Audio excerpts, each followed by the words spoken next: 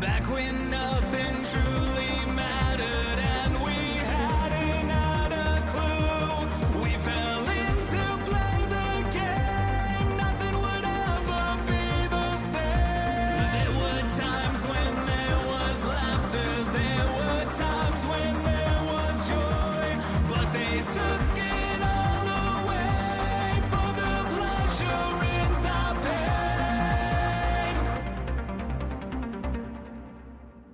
Welcome to a whole new world. Shine a light on everything.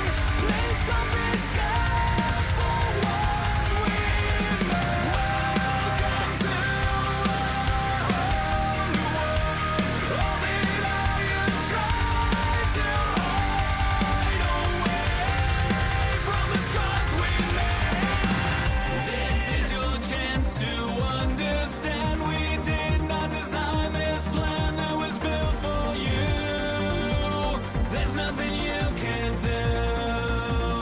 This is my warning, this is your sign that you can't go run and hide. We will fight for you. You know it to be true.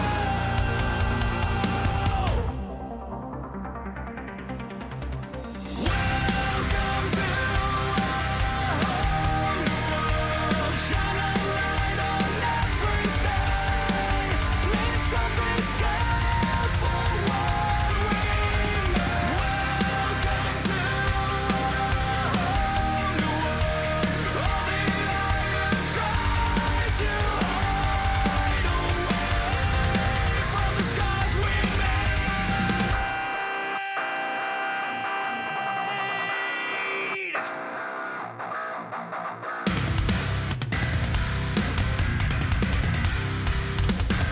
From the scars we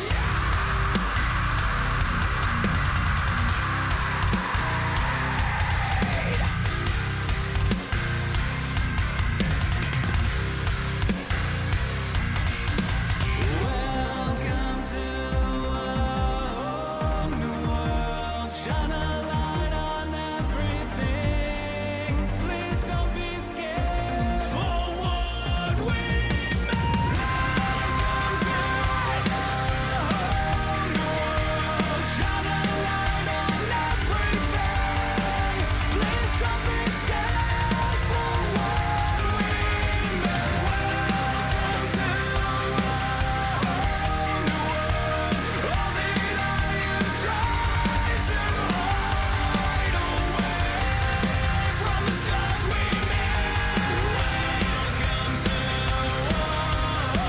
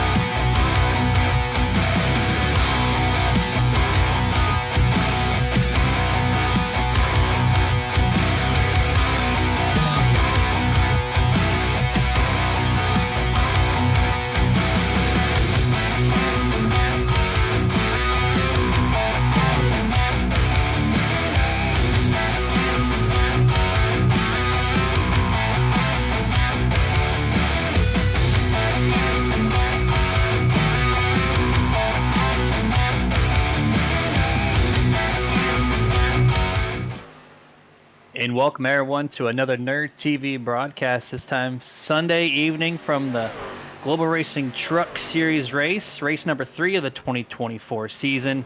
here at the virtual Las Vegas Motor Speedway, presented to you on iRacing, of course. And looking at the weather here tonight, looks like it's going to be a pretty easy breezy one there. 78, 45%, partly cloudy, 2 mile an hour, very standard setup of weather. It looks like they run every single Sunday at this point. So little variables to be had here this evening. Our voices are powered by iRock 93.5 and fueled by Victory Fuel. And it's going to be myself, Jeremy Stanley, to my right-hand side, Jason Rockefeller. Once again, how you doing? Doing good, man. I'm ready to see these guys take on Las Vegas Motor Speedway today. Going to be an interesting one. Similar, obviously, to a drafting style track, but it's a mile and a half. Now we get away from the super speedway-esque type racing. Now we get to see some actual stuff of what we're going to see here for the upcoming races this season. It's going to be really interesting to see who's got the best car, who's got the best racecraft, the best tire management. It's going to be a fun one tonight, and I'm really looking forward to it, considering the fact that pretty much all the truck racing this week, Road to Pro on Thursday was a very exciting race, just called the Sim Racing Points Truck Series, or FTSR, on Wednesday night. That was an exciting one as well. It's going to be another drafting-style race here tonight, but not nearly like you saw here the last couple weeks back at Daytona and obviously Atlanta, but I'm happy to be here, obviously. Yeah, restrictor plates are off. Now it's just who's got the best skill around this mile-and-a-half track here. First time that we're going to see this from the Global Racing Series. From our perspective, and the person that brings all the cam work to you, Mr. Dustin Loxton to my left-hand side. How are you this evening? Hey, you know what? I'm just happy to be here. Vegas has always had a soft spot in my heart. Jeremy, you brought it up last week. Back when we used to do league races and everything else, it was always the season finale race because you had to gamble it all. But trucks at this track they're fun. They are absolutely a blast. You know, Jason, you hit on it. It's drafting is going to play a factor, but it's not a plate race. It's not a Daytona. It's not an Atlanta or anything else like that. You do have to worry about fuel mileage, tire management. You'll burn that right rear off. You're going to see trucks slip and slide if they push it too hard. This is an excellent facility, and the more that it seasons in, year after year, the better it seems to get. Yeah, no, I love the multi-groove surface that this track has brought us over time, and it's going to be a great one to watch from these guys. But they also use this race, use it for your season finale, Dustin. They use this race to promote their breast cancer awareness. So every year, this track is their way to just generalize any type of cancer. So you're going to see a couple schemes out there this evening. They're going to be rocking some ribbons. Just to kind of promote that awareness. So a couple of these guys, or at least one for sure, to my knowledge, have lost a family member in the past from it.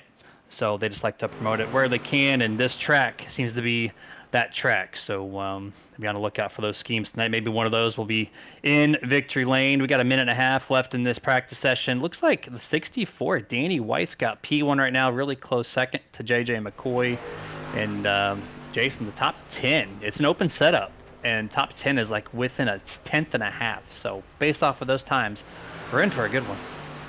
Yeah, we're definitely going to be in for a good one, obviously. There's a few guys, obviously, to keep mention on here tonight. I mean, you look at some of these guys who are coming off of back-to-back top 10s, so far. You look at Chad McGinley, Adam Thompson, McCoy, Luna, Justin LeBlanc. They're the only drivers this season so far that have gone 2 for 2 in the races this season with top 10s. And Adam Thompson, is the only driver to go 2 for 2 with top 5s. That accounts for also top 10s. So those are probably guys to look out for tonight, obviously. I mean, you really this is the first time we're seeing these guys in the mile and a half, so we really don't know who to expect to be up here at the front of this race, who's going to be able to win. We like Danny White. Remember, he was up at the front last week at Atlanta, so it's going to be really interesting to see. Grim Reaper holds a lot of the top 10, but it looks like Ghost Motorsports is really the drivers to look out for tonight, obviously, in Lone Star. Those have been pretty much the 3 teams in the first 2 races of the season that we've seen do such a great job. So I'm expecting those teams to really, obviously, lay all their cards out on the table here tonight, roll the dice, and probably pick one up here in Sin City. Yeah, and they were talking last week how Lone Star might have a great chance here tonight to pick up a W. And you mentioned Adam Thompson right there, and he is our only driver this evening for our IROC 93.5 camera. And you see him right there on the right-hand side, doing a little bit of last-minute texting before his qualifying lap. Hey, so, at least he's doing it now instead of while driving, though. That's true. Hey, you know what? The 78 out there in practice admitted to to wrecking somebody because he was driving while texting. So obviously, it's not the way to go about business on the track. But Dustin, good luck to you. Hopefully, you can keep up with Jason and myself. We usually do, but it's our time to get our cameras off the screen. We're going to turn our attention to qualifying and see if we can't get the fastest practice person on camera. If so, it's going to be the 64 of Danny White. If not, we will cycle through here. 5 minutes of qualifying, 2 laps, and we'll see who claims the top spot here this evening. Yeah, it's going to be really interesting to see her. Qualifying is such a big factor here with obviously how hard it's going to be able to pass here tonight with the trucks, all the drafting and whatnot. So we're going to find out here as you look at Ron Harrington there in the GRL Cancer Machine. It's going to be really cool to see. Still don't really know, obviously, like we mentioned, Jeremy, who's going to be the best, who's going to have the fastest truck here. But practice showed us a little bit of what we're going to see here, and qualifying for sure is going to show us who's going to take to obviously set the fast lap time. But remember, one thing to obviously set a fast lap time, you're going to have to obviously manage your tires in tonight's race. It's going to be a big factor here tonight, even with all the drafting. So it's going to be really interesting here. We'll see who sets fastest lap coming up.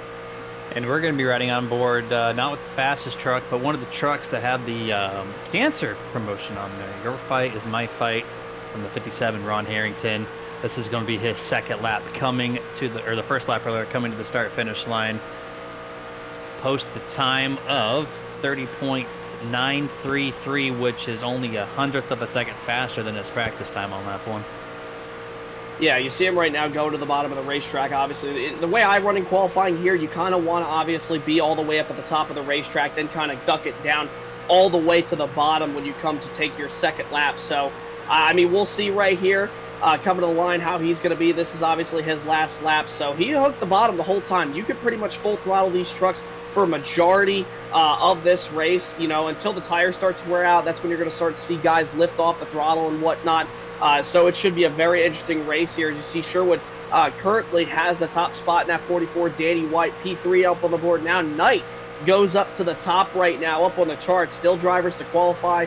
And there goes Holmes. He'll move into second. So a lot of guys are going to be shuffling up this leaderboard right here.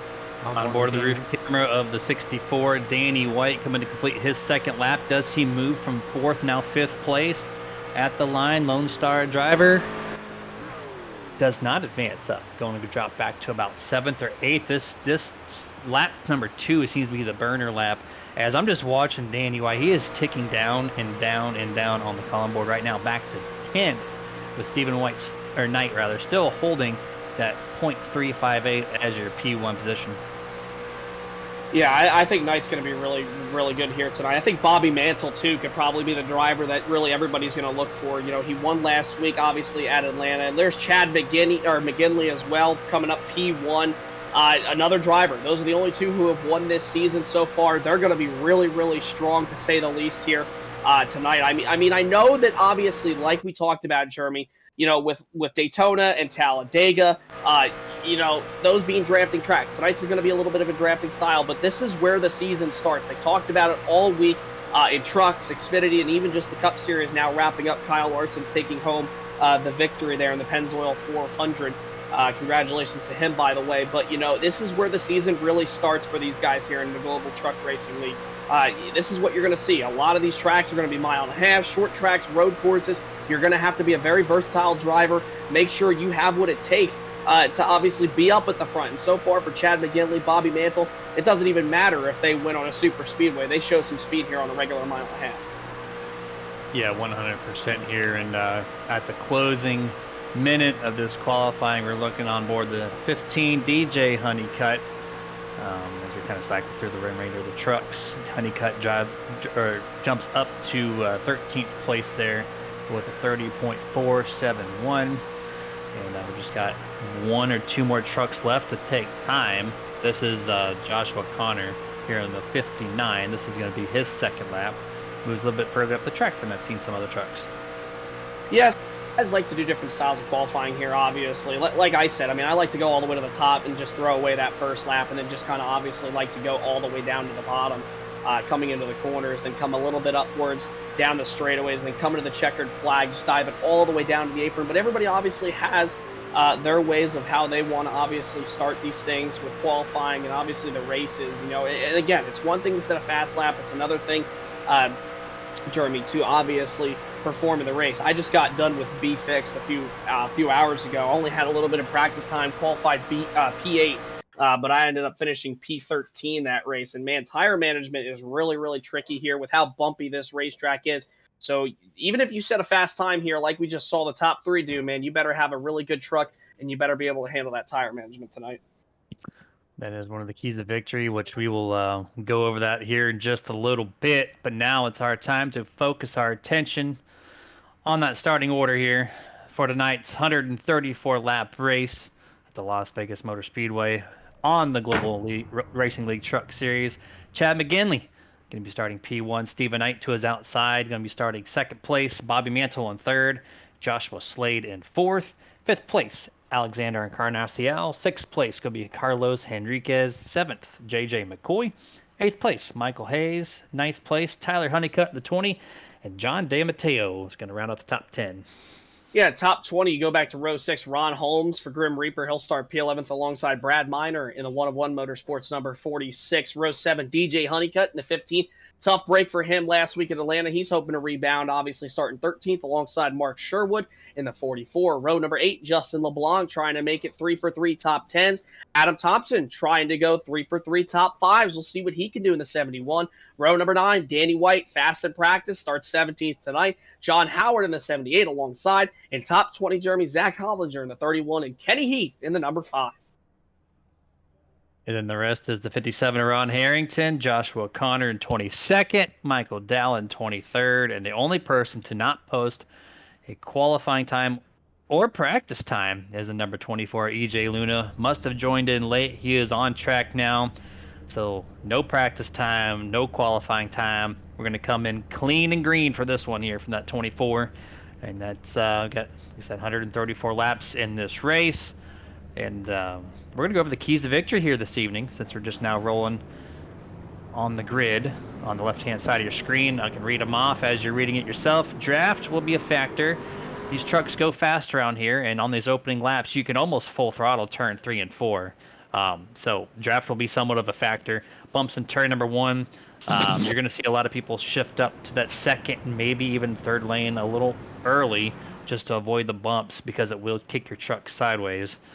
Fuel mileage, of course, got to plan out that strategy with your team before we take the green flag to try to maximize what you can't do on the track for your team. And then tire management, especially with those bumps in turn number 1, it can destroy your a good long run that you're trying to set up for if you're trying to slide that truck around low too much. It's just got to keep those tires in check for this race. 3 sets of tires behind the wall, 134 laps. So if there's a decent amount of cautions, you got to figure out when and when not to change those tires. We're going through turns 3 and 4 now. McGinley's going to lead the way here. Remember, 134 laps. And look at this. Yellow spoilers for 1, 2, 3 from Grim Reaper. Looks like they have that set up. Can they complete this run? Pace car is going to dip down right about now. And here we go. We're all set. Green flag is out, and we're underway.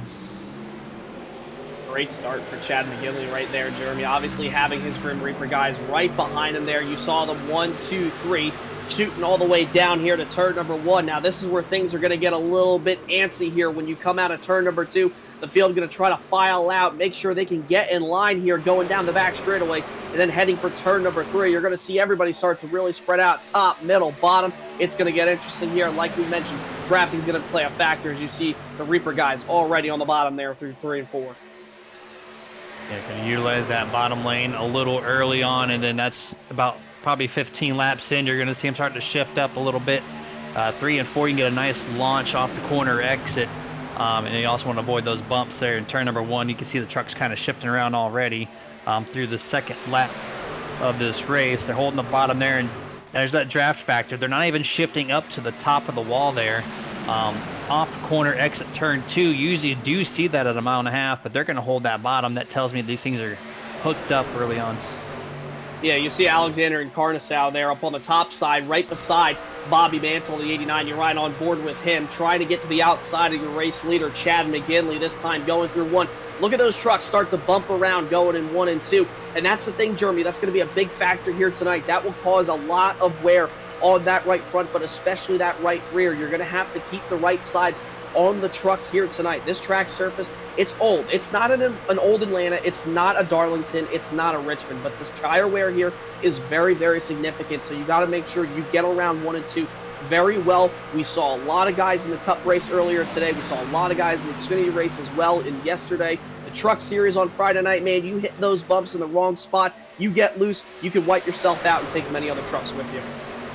You certainly can there for sure, and this group is still pretty bunched up overall, so one little mistake can be like a super speedway style big one.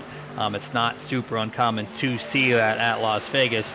But look at this side by side for the race lead at the line. It's going to be by an inch, and it looks like it's going to go to Alexander and Carnacial, 94 truck, 2/1000ths of a second over McGinley, and that's after 4 laps here, so these guys are still digging on the top.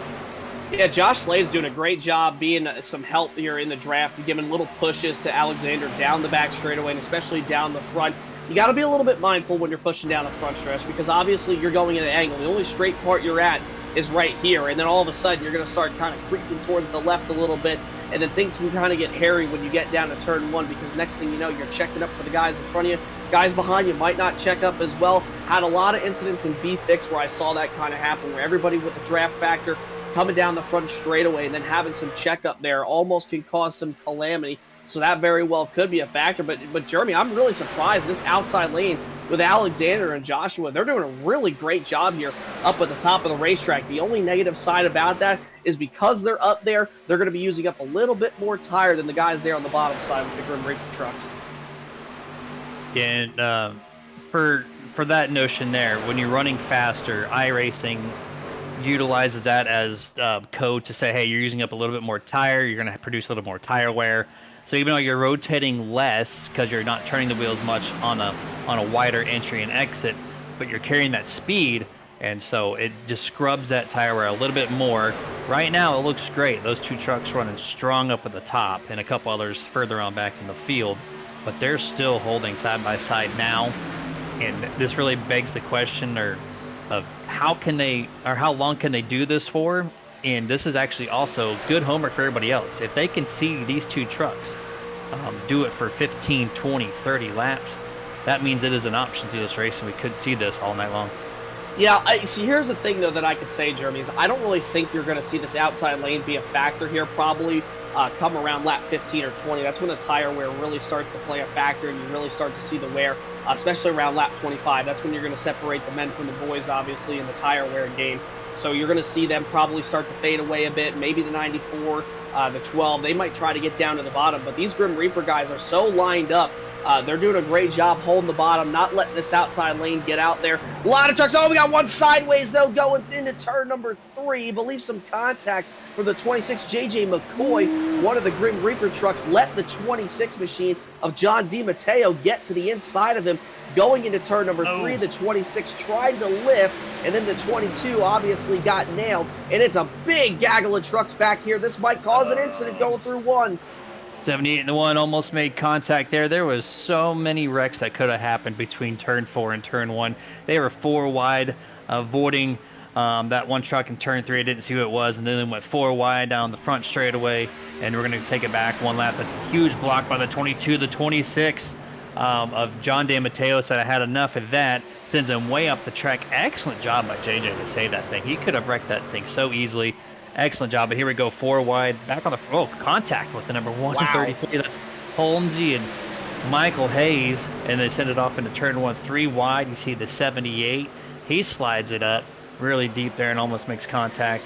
And somehow, some way, we are staying green, Jason. 3 wide, Jeremy. Hell, I don't know if you saw it, man, but there were 4 wide coming through the tri-oval there with the 1 and the 15 trying to save it. Hell, they're still trying to save these things right now. 3, almost 4 wide. And I tell you what, I don't blame the 26 for really getting down there like that because, I mean, he had a nose in there. The 22 could have given him a little bit more room. I mean, it's early in the race. I understand you want to be grouped up with your teammates, but now look at what it cost you. It cost you track position. JJ's all the way back in 19th now, minus 12 spots from where he started. And obviously the big benefactor for it was the 26 machine of John DiMatteo. He stuck his nose in there. He said, hey, man, I'm not lifting. I have a nose there. Got into it. I mean, obviously, you could fault both drivers, but I don't blame John DiMatteo for getting in there, trying to put his nose somewhere where he knew he had the run. The 22 could have given the room, but at the end of the day, it's really just a racing incident that probably could have been prevented. 100% there. Looks like our camera's focused on that 24 EJ Luna. Remember, no practice, no qualifying, started dead last, 24th, and here he is in 15th place, last lap by. Now he's moved himself to the top lane to try to pick up a few more positions here. So right now this 24 looks to be a pretty strong truck, but there is a 2.5 second gap between this pack and the front 7 drivers. So there's going to be a little bit of work to get that gap rewound and brought together, but strong run so far. But EJ's, he moved up 2 more spots last lap into 13th. EJ's doing a great job. He's one of those drivers out here tonight that's trying to go 3 for 3 with top 10s. Obviously, he would love to get better than a top 10. Would love to get a top 5 added to that stat chart here in the first 3 races of the season. Would love to obviously get a win. Doing a great job. And one thing I want to point out, obviously, about this league that we really kind of touch upon, Jeremy, but it's obviously so awesome to see because you don't really see it in a lot of leagues, and it's always so difficult for us as broadcasters to determine, you know, what teams drivers are on. But those spoilers, I love how in the Global Racing Truck League, how these guys have their spoilers painted to their truck colors. And obviously we were given a graphic at the beginning of the season saying, hey, these are the colors for the teams. Grim Reaper's that neon Menards yellow. Lone Star Racing is that obviously that Fanta orange color. And then the Ghost guys are the silver white color. So I love the fact that we can see where these teams are running, what teams are doing good, all by just camera angles instead of looking at a chat or at a chart with the teams. So really good job by EJ Luna with that Lone Star, because remember, they were some of the guys who were fast in practice. We talked about at the beginning of the broadcast. It looked like it was going to be Ghost versus the Grim Reaper guys versus Lone Star. They've been the guys the first 2 races of the year. Now we come to a real racetrack, a real mile and a half where you know, driver skill, driver talent, driver, you know, racecraft is going to be a factor. So far, it looks like the Lone Star guys, they're kind of scattered throughout the field. You see the 44, he's one of them there. But that 24 of EJ Luna is doing one hell of a job in that 24 machine. Yeah, I'm just amazed right now. We're approaching 20 laps into this race, and these guys are packed up almost like they're at Atlanta. I'm a little scattered, but overall, they are in such big groups right now. The top 7 are all by themselves. They are 2 by 2 by 2 by 2. These guys are able to hold the top and bottom. As we're going to go to our IROC 93.5 camera there from Adam Thompson, running the outside of turns 1 and 2 this time around the corner. Just to kind of see how laser focused he is. Looks quickly over to the side camera and not blinking, just kind of really digging in. He's kind of leaning over in his chair a little bit. Reminds me of my brother when he used to race years and years ago. He just kind of broke his chair, leaning it so far to the one side. But initially, that's what it looks like. He's just leaning into the corners in the virtual world, getting to it. He's digging like Dale right now, man. You see right there on the... He's digging like Dale on the IROC 93.5 camera, obviously presented. And I love how his driver photo, obviously. Look at him with the big smile. He's got the beard, but then you go down to the little IROC 93.5 driver onboard camera, and look at him. He's got the beard all going. He's definitely got some beard care for sure, some beard care products, because that thing is a badass looking beard. Got a little bit of gray, but look at how laser focused he is, Jeremy, like you mentioned, compared to his photo. He's like, hey, here's happy-go-lucky me, and then this is me when I'm absolutely locked the hell in. Doing a great job right now as you see him heading into turn number 1 following this pack of trucks. And he had, got contact in the back. Oh! It's going around with the 22 of McCoy. Initially, we stay green. That looked pretty 31 deep into the infield there. It's off the racing surface. iRacing's not going to flag that one, so we're going to stay green. We're going to bring it back on the Nerd TV replay and see how Hollinger got turned around here. Contact 78-22. 78, I don't know how he saved that. John Howard, excellent job there. And then, the 31. Zach Hollinger just brakes. Yeah, it looked a little bit too much rear brake bias maybe. He got on the brakes a little bit, and that thing kicked sideways. Yeah, and I tell you what, maybe we could take one more look at the replay, because there was one truck there, one of the Lone Star guys, I believe it. And also heads up driving by the 31 to not hit that inside wall, because that probably would have killed his night. And remember, these guys don't have any faster pairs, so that would have been devastating for him. But watch right here, the onboard. Believe this is one of the Lone Star guys coming down the racetrack. And watch this. Man, he had a brown pants moment. Watch this. Just kisses the right side. Don't know if there's any damage to that truck, but that could have been definitely a caution had he have collected him just a little bit harder. But obviously, we stayed green because it was below the racing surface. Yeah, no, there's a 5 truck. I think he slowed down entering pit road. But yeah, I think actually the 31 made some contact with the back end of the 46 of Bradley Viner off that roof camera of Harrington. So we're going to go back to the Nerd TV replay. Dustin's got something else cooking up here. One more angle at the 46 and 31. There's the spin, and yep, he actually hits the back this time, pushes in the back bumper of Bradley Viner. There's that slight contact. I think Harrington's just fine. Yeah, I think so. I mean, I think in all honesty, I think all those drivers are fine. It's just the heartbreaker is for the 31. Now he's going to have to hope for a caution. Oh no! Hard into the wall! Front straightaway, turn number 1. I believe it was Alexander and Carnasow. Just absolutely gets hooked in front of the field. Hard impact, doesn't collect any more trucks, keeps it up with a safer barrier. And Jeremy, that's going to present our first Boomer Button Boxes caution flag of the night. The most common style of wreck here on a tri-oval is when this truck, Dan Mateo, does not follow the rest of the field. Alexander's like, okay, I feel like the 26 is going to ride the same line as the 12 and everybody else. But no, the 26 just runs a half a truck length lower than everybody else. And it threw the judgment call off to slide up the track for Alexander and makes that contact on his left front fender, hooks the 94 around, and get one more view on the back end of the roof camera, and boom, just hits the wall. A little bit of damage, not a great deal amount. I think he's able to buff that thing out, get going, but man, he was your top 3 truck, one of the fastest ones here this evening. Yeah, maybe we could take one more look here, Dustin, possibly from the drone cam third-person view if we can. And I mean, I don't know, and Jeremy, I'm sorry. Yeah, I know. I'm such a needy. I'm so needy.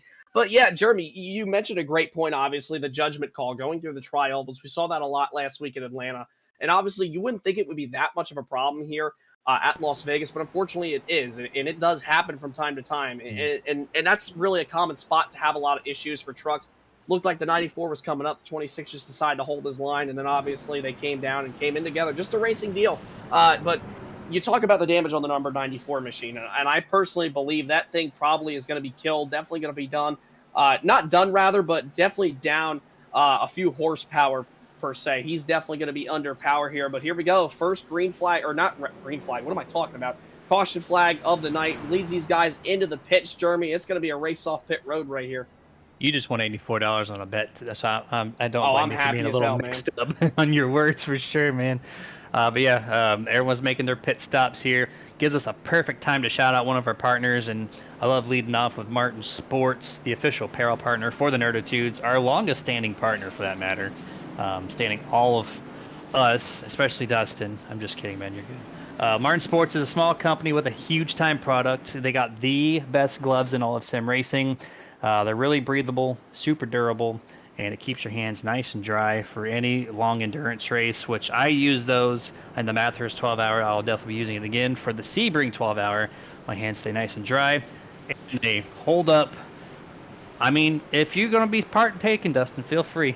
He might be joining us for the first time on a road course race. We'll have to see. But he's going to be wearing Martin Sports gloves, too. But they do full sublimation printing on T-shirts. They do hoodies, hats, custom embroidery. They do a lot of stuff for the community, for softball, for sim racers, and anything else in between. So if you'd like to check out everything they have to offer you, head yourself over to martinsports.gg and use that promo code that we always shout out, SuperNerd. Going to give you 25% off your entire purchase. Tell you what, Jeremy, you're enticing me with that Sebring 12-hour, man. I might have to get some action on this because I absolutely love Sebring. Never drove it on the sim, but I love that track. I love the 12 hours of Sebring, man. I might have to get in on that with my Martin Sport gloves for sure. And I tell you what, you talk about breathable and obviously not making you sweat. And I've worn Alpine Star gloves. That was what I first used to wear on the sim and when I used to do karting leagues. And man, those things would make me cramp up. I'd sweat. But I tell you what, once I made that transition, thanks to Scott Martin, obviously Dustin for sending me a couple pairs, man, those things have been so comfy, so breathable. I love doing practice and test sessions with them because I just feel like I have more of a grip. Hence, get a grip with the Martin Sports gloves. So yeah, definitely if you're looking to get good sim racing gloves, I definitely, absolutely 101% recommend Scott Martin's Martin Sport gloves for sure.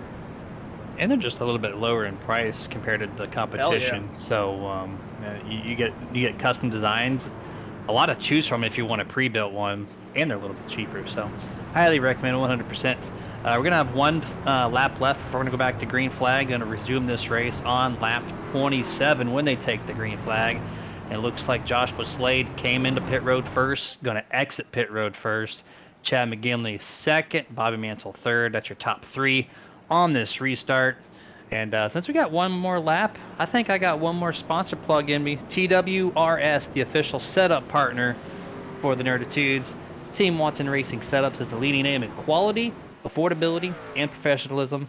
With a staff of decorated, distinguished, and dedicated setup builders, TWRS delivers top-notch race and championship-winning setups to the iRacing garages of drivers across the sim community. Check out their full list of services at teamwatsonracing.com. All right, so here's the thing about this restart that's going to be interesting. Look at who's going to be P1 right there in that Ghost Energy machine. That's going to be the number 12 of Joshua Slade. He has kind of separated these Grim Reaper guys up a little bit. They're going to be 2, 3, 4. So, I mean, can they try to shuffle the 12 here, Jeremy, out? I mean, the 12's been working that outside lane consistently with Alexander all night long that we've seen up until that incident happened. Now he's going to be restarting on the bottom. So will they shuffle him out here? We're going to have to find out and see. Unless you're trying to lead the most laps, I don't think you want to do that. This guy is strong, and he's been running the top for the most part of this race. Now he's on the bottom. Can he clear the 65 of McGinley, move himself to the top lane, or is he going to be forced to learn the bottom draft package as those guys on the top side are going to get that run that he has been benefiting from this first 25 laps? We're going to find out here as we're going to go resuming. I think I said lap 27. I meant 29. This race is officially, look at this jump. I guess that's no question. Joshua Slade's going to move right to the top, I believe, here, and going to pick up some partners he's been running with so far tonight.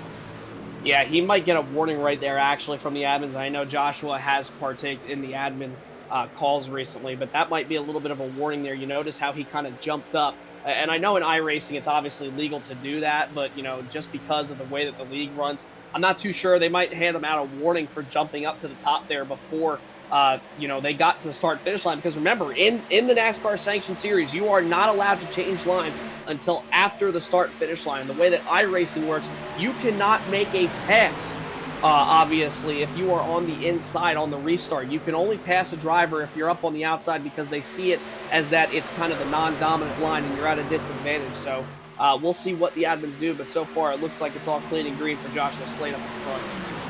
And you see how the draft is working so well. If it was a normal track that did not have so much of a draft factor, that 12 Joshua Slade would have pulled away, but the 65 was able to reel him back in. 79 Stephen Knight and quite a few others behind them are crept in, making it a 5-pack little event here. So we're going to go 3 wide into turn number 1 and 2 with the 81, 26, 85. They go single file real quick on corner exit there. But look at that, number 24, EJ Luna, up to 9th place, 24th to 9th in 30 laps, and he's not done yet. Yeah, definitely not done yet, man. I tell you what, EJ Luna might be the guy we're talking about here at the end of the night. Obviously, we're only 32 laps in. Once they hit lap 35, it'll be 100 laps to go, so still a long ways to go. But by the trajectory and the track record that EJ Luna has been able to produce here tonight, that truck is bad fast, man. Lone Star, they must have brought a good setup, obviously, to EJ Luna's liking. He's doing a hell of a job. Already up 17 spots. He just set his fastest lap of his race last time around with a 30.41. So I don't think this is the last we're going to be talking about EJ Luna at all, as you see him starting to close up to the back bumper of Justin LeBlanc, who's one of his Lone Star Racing teammates now as they head back to 1. So watch out for EJ Luna, man. He might be there at this front of this field here pretty soon. Yeah, 100% there, and a little bit different viewpoint if you're looking up on the front side of EJ Luna.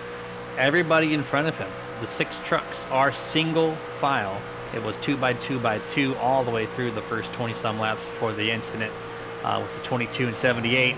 But right now, these are just single file up here in the top 10. We're going to kick it back a little bit here, right at the 10th place mark, and we're finally going to start seeing some passing. We got Mr. Honeycutt here in the 20, going to be with the number 64, Danny White, your pulse hitter, going to come through here and try to make a pass on the inside. Yeah, you see him go to the inside right now. Obviously, Danny White in that 64 following that number 20 machine. Tyler Honeycutt trying to work to the inside against these guys. You see the 26, John DiMatteo. He was involved in 2 of our incidents here tonight so far. Given that push to Carlo Enriquez down this front straightaway, these guys, I'm sure, after that last incident, definitely want to be a little bit mindful going through that tri-oval and how they're going to file back out by the time they head to turn number 1. But they're always obviously doing a great job. You see that front pack, they're kind of single file. This is the only thing that's probably hindering them from getting up to the lead, Jeremy, is them being side by side with these trucks being so aerodynamically dependent.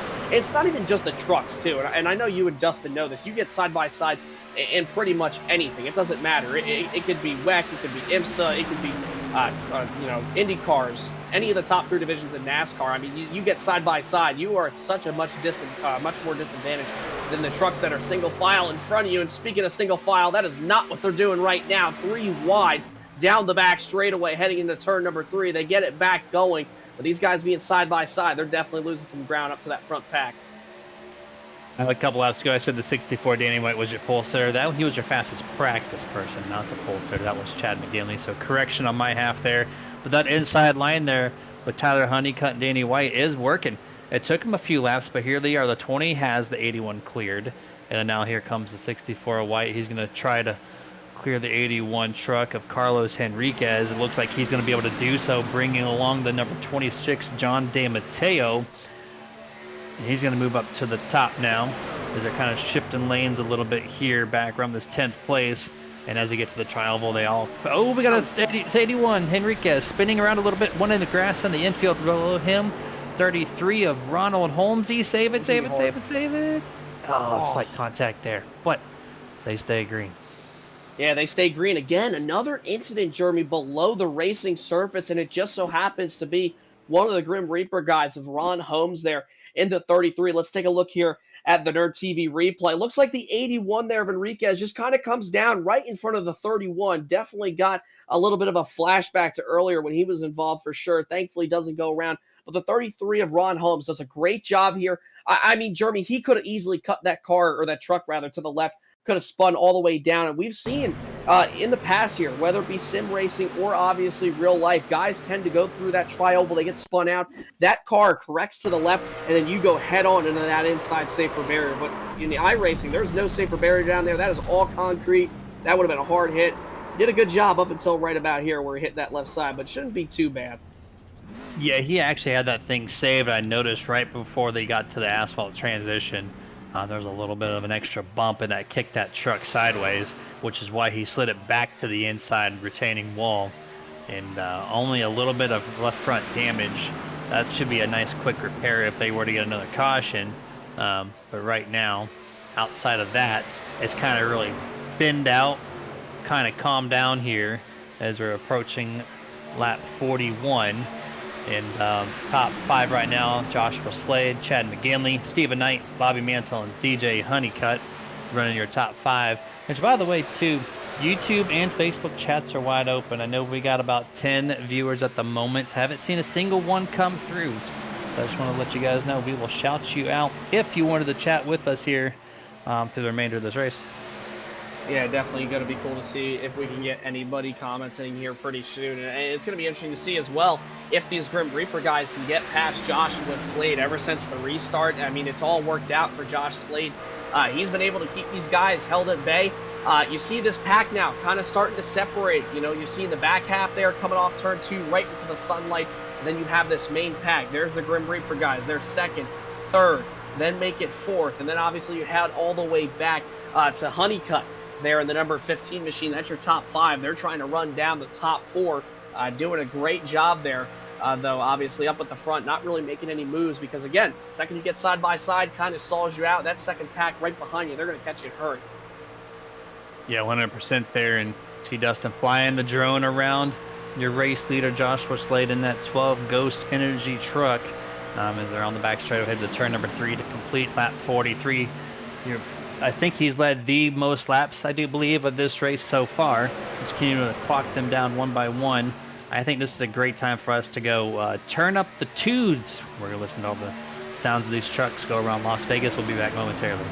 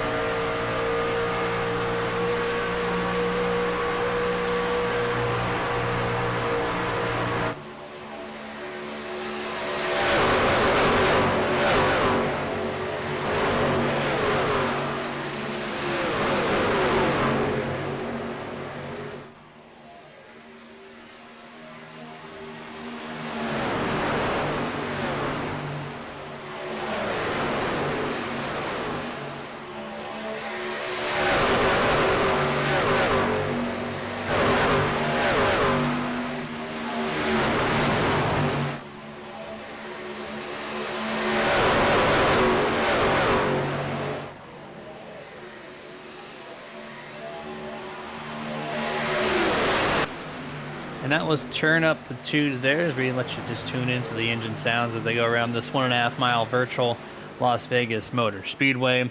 And the number 12 Joshua Slade has now got some competition on his inside. Number 65 Chad McGinley trying to make an effort to pass the number 12 here, going through turns 3 and 4 this time. And I finally see some chats on the YouTube side. Dwayne Faust saying, let's go 89.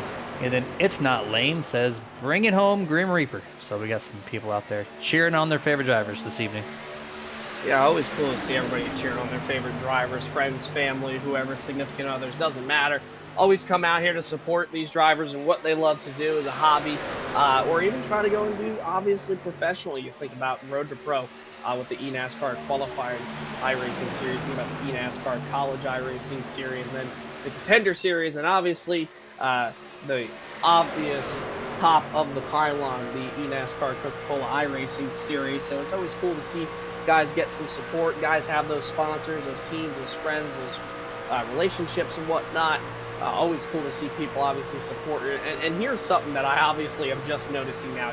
Dustin, I'm going to make you work with camera magic. Let's take a look right quick at the front windshield of Joshua Slade. Look at the helmet he is wearing. I absolutely love that thing. It's so damn funny. I don't know if that's a character or not. I am not familiar with a lot of real, cartoons or shows nowadays, but I tell you what, if that's a character, that's funny as hell. But that, that helmet is just really cool because it's just fun. Imagine seeing that in your rear view with your rear view mirror, Jeremy, coming at you saying, "Hey, I'm chasing you down," and that's what he's doing right now to these Grim Reaper guys. Might play with your psyche a little bit as we get a nice little camera shot there. And I love how like the visor part, the little visor strip on the top is also covered with that as well. And it kind of bleeds through the mirror, which you can edit the mirror. So that's a job well done, whoever designed that, to line up the visor to the actual part of the helmet. The iRacing helmet is probably the worst template to work with. There's so many different weird things that go on with it. You just can't do well with it. And whoever did that one did an excellent job, so props to them. Yeah, props to them for sure, and it's getting really racy up here at the front of this field. Obviously, you see Joshua Slade right over the back bumper of Chad McGinley. Here comes DJ Honeycutt trying to rebound after a poor race last week in Atlanta. He'll go down to the bottom of the racetrack now, trying to pick up the position on Joshua Slade. This time, will he tuck back in line in front of Steve Knight? He will.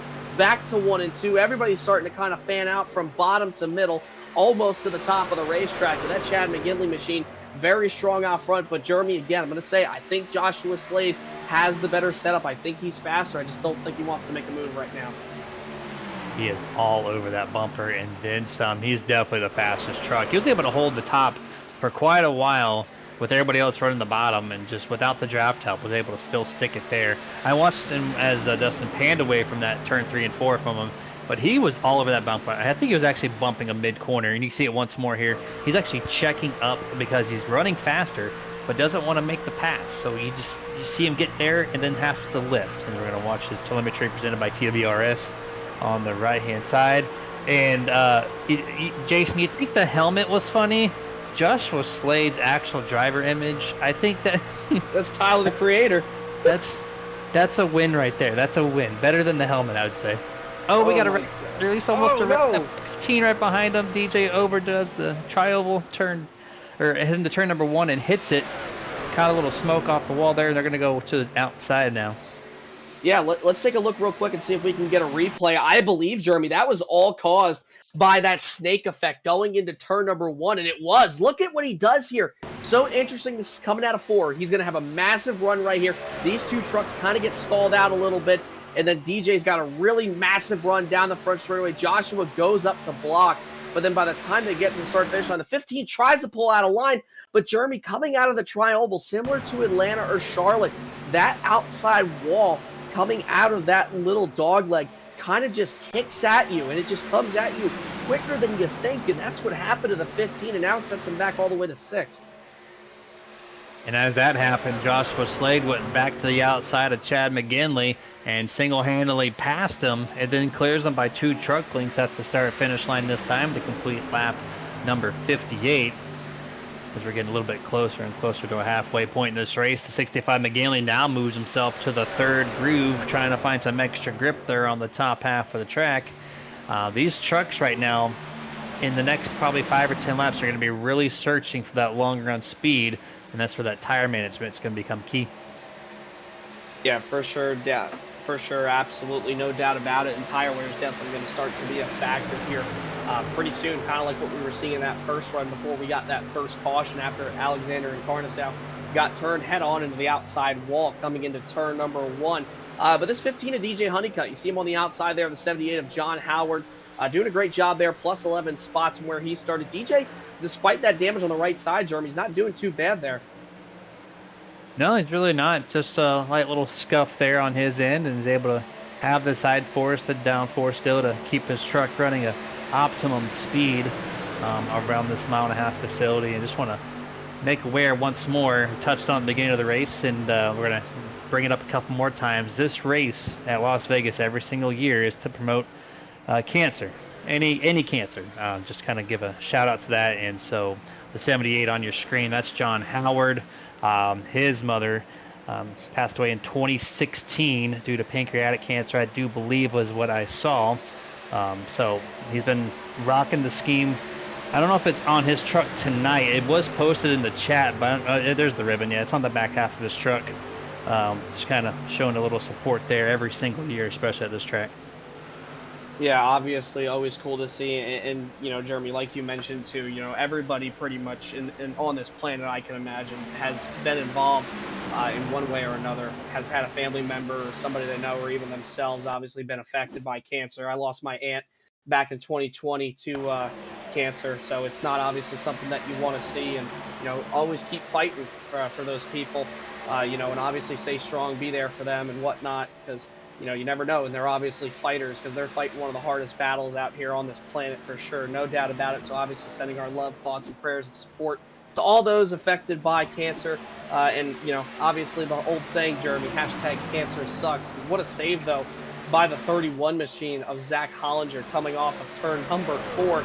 And that's a place where I saw when I ran BFX just a few hours ago, Jeremy's, where you really kind of get loose on the long run. I know obviously these trucks handle a lot differently, have less horsepower, a little bit more grip, but man, when you were coming out of turn 4, if your tires were shot on that right rear, if you just so much as put up 5-10% more on the throttle when you're trying to between 65 to 75% throttle coming out of turn 4 before you get to exit, man, you put just a little bit more pressure down on that gas pedal, man, your truck will absolutely go around. So heads up driving by the 31 of Zach Hollinger, who has not had a good night, to be able to save it and not make it a worse night than what it already was.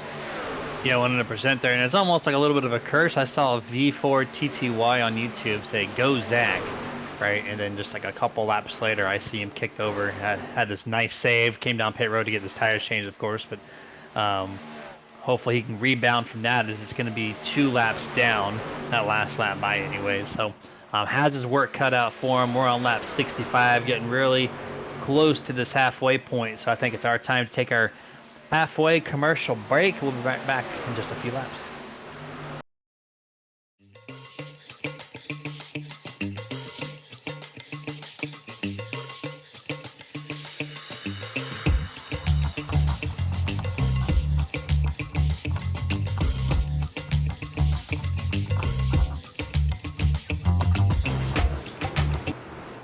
Well, I wanted to do a picture-in-picture commercial break for y'all, but the 24 and the 33, that's EJ Luna and Holmesy, your lap down truck, had a little bit of an incident here.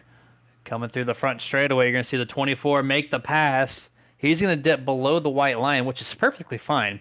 But then he comes back up the white line and just clips around on Holmesy, who maybe he thought Holmesy was going to give himself a little bit extra room there on the bottom.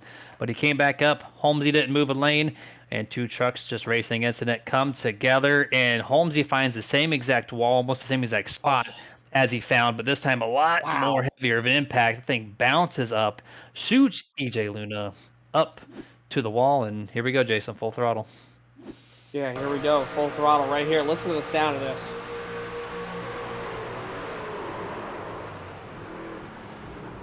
Oh, such an impact right there, Jeremy. And that's the thing, is it's inevitable when you get turned. We talked about how Ron Holmes got involved in that earlier incident when he just kind of tank slapped the wall on the left side door going through there. But that time, it was really just an aggressive move made by EJ Luna. The 33 didn't want to give up. And unfortunately, those two come together. Just really a racing deal, again, that could have been prevented. But, unfortunately, you get turned like that. You get left hook going down there into turn 1, and unfortunately, you're going to find that inside wall pretty quickly. And I'm assuming Ron Holmes is going to be done for the evening. And 24 of EJ Luna probably going to be the same, possibly. Yeah, 100% there. I'm going to try to resume our picture-in-picture break. We're underneath caution right now. So we'll be right now back before the drop of the green flag.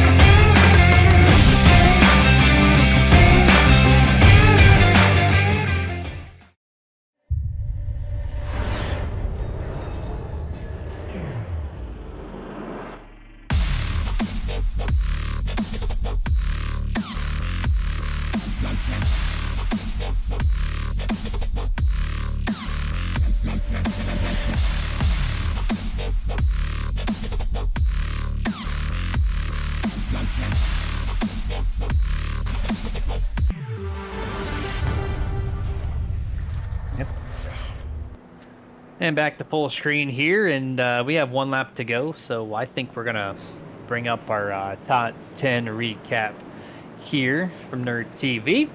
And the number 12, Joshua Slade, is going to be P1 on this restart here. One of the fastest guys here this evening. Chad McGinley right behind him. The two fastest trucks, I would say, is this 12 and 65. Let's see what they do in the back half of this event. Stephen Knight, third place. Bobby Mantle will be starting at fourth. Fifth place restart will be from JJ McCoy. 15, DJ Honeycutt. Seventh is John Howard. Eighth place, Justin LeBlanc. Ninth, Danny White. And Bradley Minor is your top 10. For the top 10 recap, it's a short one, but we have a half lap before we go to green flag. And these guys, the top 5 have been pretty stable. The fifth place truck started in 7th. Everybody else has been in the top 4 all night long. So there's nothing real much to talk about on that end. But the back half of this top 5, Jason, DJ Honeycutt started 13th up to 6th. John Howard from 18th to 7th. Justin LeBlanc 15th to 8th. And Danny White 17th to 9th. We got some movers from the mid-pack move themselves into the top 10. This is a great chance to move themselves even further. Yeah, we're going to have to see right here. This is going to be go time. We're obviously past halfway. These guys got to show what they have now because you never know if we're going to get another caution. And here we go. Green flag is out. Joshua Slade looks like he got a jump, but that green flag was out way beforehand. He just caught everybody else sleeping, I guess. And here we are into turn number 1. Going to have a clear shot onto the bottom half of the track. The 79, Stephen Knight, had a nose there to the 65. Cannot make it happen. 65 shoots out of a can down the back straightaways. He's now going to approach the 12. Yeah, obviously great racing going up here at the front of this field. Joshua Slade still able to hold off these Grim Reaper guys who are 2nd, 3rd, 4th, and 5th. All those Toyota Tundra TRD machines are lined up, ready to go. And look at that, one of one motorsports. I tell you what, Joshua Slade in that Chevrolet has looked like one of one against these Grim Reaper guys here tonight. Look at this back half of the field, though, towards the middle. 2 wide, 2 by 2 by 2, about 4 rows deep, pretty much throughout there. That outside lane, not obviously able to get there just yet, but look at this battle going up at the front of the field. Chad McGinley, he wants that spot. He's trying to look for a way around Joshua Slade, just not able to do it right now. They head back to the start and finish line. Justin's flying around his drone there a little bit more. Goes back in for more of a recharge period. Back to the TV cameras. This 12 and 65 two-truck show. Ever since Alexander got wrecked out early on in this race, it's just been them two at the front. A lot of side-by-side, almost 3 wide here down the back straightaway. Headed off into turn number 3 of the 26. De Matteo almost makes contact with the 85. They do not do so. Come through turns 3 and 4. And it is looking pretty racy around your 10th place spot. Oh, yeah, pretty racy for sure. Look at all these guys. You see Justin LeBlanc's in there, Mark Sherwood. Here's the 26. Oh, man, it looked like he was thinking about going 3 wide for just a moment, but said, I don't know if I want to do that there. The 44 was right there. He almost does it again. Coming off of turn number 2 there and back down into turn number 3 they go. Ripping that top side. The 44 trying to see what ground he can make up there on the bottom. That outside lane lined up really, really good here as they head back to the start-finish line. Everybody trying to just shuffle around, find what positions they can take. You see Danny White, he's able to get past DJ Honeycutt in the 15 machine despite the damage. Still doing a great job inside that top 10. Going to lose 2 spots here to obviously Adam Thompson, our IROC 93.5 onboard driver tonight. DJ, though, still under fire as he's trying to look for a way around those guys at the top. I can't tell if that's a fake background on his camera, if that's his actual background, and if it is, he is leaning so far to the right. That posture is absolutely amazing, leaning into these corners here. Still digging, and this camera is presented by IROC 93.5. Digging like Dale. And yeah, this man, his head has not moved, I think, since the last time we brought him on camera. Just still calm, looking up in his mirror there just for a moment. He sees the 78 behind him, drives off into turn 3, and just his eyes are pierced, no blinking available right now. And this is part of the conditioning, right? Your eyes are going to dry out, and so you gotta blink when you can. Take your breaths in. We see Richie Coy from time to time when we broadcasted him last year. He would always get to the straightaway and just a huge sigh of relief, get his blinks in. But this man is just laser focused. Yeah, and you know what's funny, Jeremy? You were talking about his background. I thought you were going to mention the kick-ass background that he's got with all the Goodyear tires back there. But look at this move right here by the 78 of John Howard going right to the bottom. You see Adam Thompson able to hold him off there in that Ghost Motorsports truck, doing a great job, able to get up to the sixth place spot. One more, and he'll get up to the top 5, though. But yeah, you know, obviously, sim racing really takes a lot out of you, and I don't think a lot of people obviously realize that, you know, if you've never been in the sim. And I know people are going to be like, oh, well, it's just a game, you know, but hey, this is a simulator, man. This is the closest you can get to real life, and I've had moments where I've absolutely sweated my ass off. Like I said, when I got done with B-Fix earlier, man, I was sweating on my back. I had sweat coming down my forehead because I was ripping the top side late in the run, and I'm just on the edge of control, trying to make sure I don't tank slap the wall coming off 2 or coming off turn number 4, trying to mirror drive and keep the guys behind me at bay. You have to do that kind of stuff. It's really a mental game, not only with obviously the drivers around you, but also a mental game with yourself, because you have to keep yourself in check. And if you don't, one mishap, one slip up, and next thing you know, you can go from 5th, 3rd, 1st. You can find yourself all the way wrecked on the back of a tow truck, or in the pits, or going through the grass, up at the catch fence. It doesn't matter. So you obviously have to stay focused. And sim racing, man, it definitely does take a lot out of you, especially here at a 1.5 mile like Vegas, where you're so compact and tightly up against one another here. Yeah, 100%, and especially if you're that 81 Carlos Henriquez. You saw him in turn number 4. I don't know if you noticed. He was loose. Oh, EJ Luna looked like he maybe chopped off the nose of Carlos there midway down the back straightaway. But he got loose last lap off turn number 4, came into turn number 1. Looked like he didn't have a very easy entrance. And so he has to be, you know, even more focused into someone who's got a more comfortable setup underneath him here. And Carlos right now is in P16 that last lap by. Now it looks like they might try to go 3 wide. EJ has the chance, does not get the run he needed off corner exit, but he does get to the back bumper of the 15. Punny cut, getting to turn 3, and it's a pretty little racy set of trucks right now. I tell you what, man, despite that damage on that 24 truck, he is still hauling the mail. It just goes to show you how good EJ Luna is here tonight at Vegas, and how good that setup that the guys at Lone Star Racing brought here tonight for him and the other drivers. Because, oh no, that was just Danny White kind of flickering, I believe, on the leaderboard. Saw him going down real quick. I believe maybe a connection issue for him. We'll keep an eye on that. But this 24 machine, though, Jeremy, like I mentioned, got involved in that wreck. And he has still found himself inside this top 15, man. I think if it's not a winning truck, it's definitely a top 5. Maybe it's a stretch, but a top 5 truck. Because, I mean, he is really hauling the mail around here. You just got to not make any mistakes. Yeah, 100% here. No, they EJ running all the way up against that wall there in turn number 1. And he's going to try to get a decent launch off the corner, but it looks like he had to just let off the throttle, being too high up on the corner exit, but able to maintain the pace from the 81 on the bottom. Now he's going to stick his nose underneath the 15 for some clean air, gets the downforce to make the corner happen.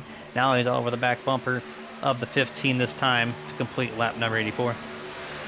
Yeah, doing a great job. Still kind of just hanging in there with a honey cut. Doesn't want to push them too much to a point to where it gets them squirrely. They can fall back a lot. You see the 57 machine. There's Ron Harrington trying to just trail behind these guys there, trying to figure out what he can do to get around these guys. But Germany, again, you know, we talk about how passing was going to be almost like a premium here, with how tough it was going to be with the draft, the full throttle factor, basically the tire wears, and he's just trying to find a way. Hey, how do I get around these guys? Do I go to the bottom? Do I go to the top? It's like every single line he wants to go to is kind of taken up here. You see the 24 of Luna. He's been able to go down to the bottom of the racetrack. It's right up behind Alexander and Carnasow, who I thought was done, man, but he is currently P14 in that Lazy Lizard machine, doing a great job there. Both of these guys involved in wrecks, like we had mentioned, still doing a great job. Yeah, it looks like he's lost his edge for being a top 5 truck, being the Encarnacion on the 94. But he's still running a pretty decent pace right now as EJ is trying to get around him. Tried the bottom last lap. That was blocked. Now he's going to move to the top here. Try to utilize turn 2X to get all the run he can. And but he's doing a pretty good job. The truck's pretty beat up.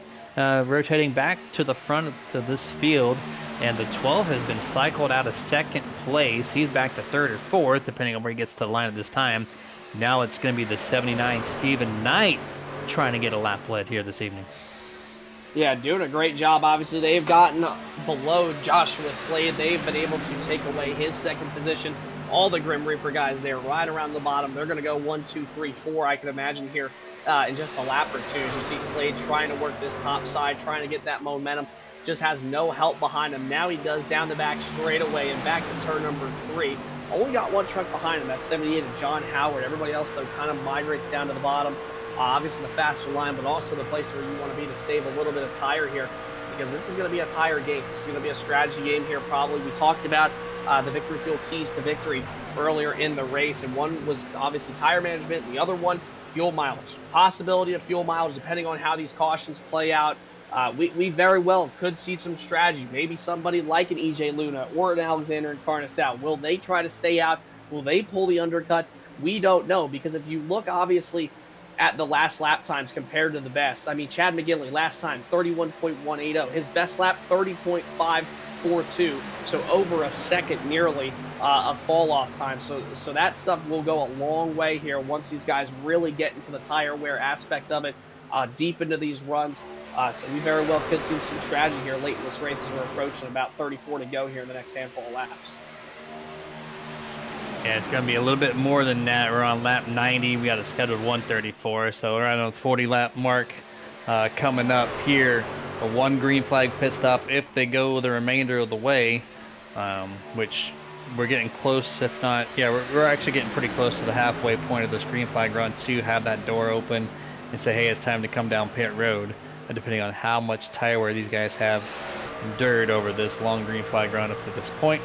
And the lines just kind of really calmed down. They're just kind of hanging in tight on the second groove right now as all the leaders right in that middle of the first and second seam, and it seems like that's the line that has the most speed at the moment.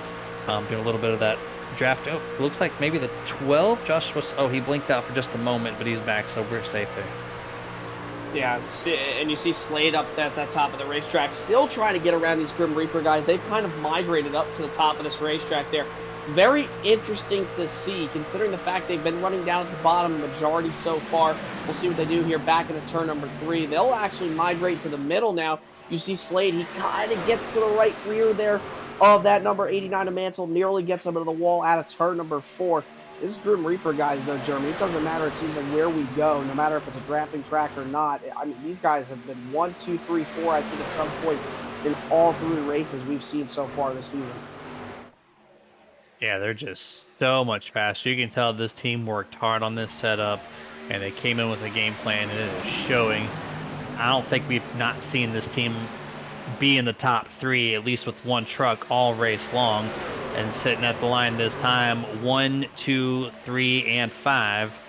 And I know Lone Star had a great promise for this race tonight, but that leading Lone Star truck, 85 Justin LeBlanc, sitting P8 behind right now the Adam Thompson 71 truck. So Lone Star with teammate right behind him, Danny White in the 64, 8th and 9th.